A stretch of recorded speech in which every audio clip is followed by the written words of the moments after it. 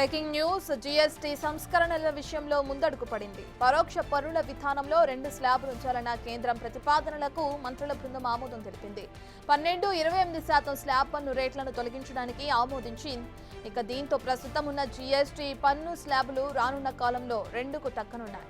ఇప్పటి వరకు 5, 12, 18, 28% స్లాబుల కింద వివిధ వస్తువులపై జీఎస్టీ వసూళ్లు జరుగుతుండగా ఇక తొలగింపు తర్వాత 5, 18% స్లాబులు మాత్రమే ఉండనున్నాయి.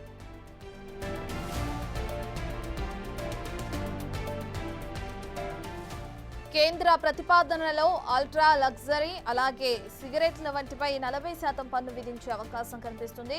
అదేవిధంగా హానికర ఉత్పత్తులపై 40% జీఎస్టీకి ఆమోదం తెలిపినట్లు తెలుస్తుంది.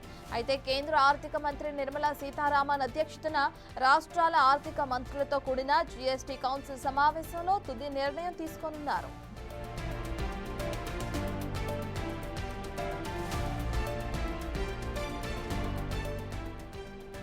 ఇక జీఎస్టీ సంస్కరణల విషయంలో ముందడుగు పడింది. పరోక్ష పన్నుల విధానంలో 2 స్లాబులు ఉంచాలన్న కేంద్రం ప్రతిపాదనలకు మంత్రుల బృందం ఆమోదం తెలిపింది. 12-28% స్లాబ్ పన్ను రేట్లను తొలగించడానికి ఆమోదించింది. దీంతో ప్రస్తుతం ఉన్న జీఎస్టీ పన్ను స్లాబులు రానున్న కాలంలో 2కు తగ్గనున్నాయి.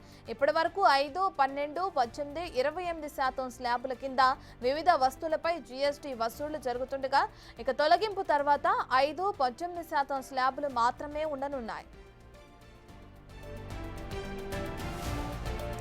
కేంద్ర ప్రతిపాదనలో అల్ట్రా లగ్జరీ సిగరెట్లు వంటిపై 40% పన్ను విధించే అవకాశం కనిపిస్తుంది. అదేవిధంగా హానికర ఉత్పత్తులపై 40% జీఎస్టీకి ఆమోదం తెలిపినట్లు తెలుస్తుంది.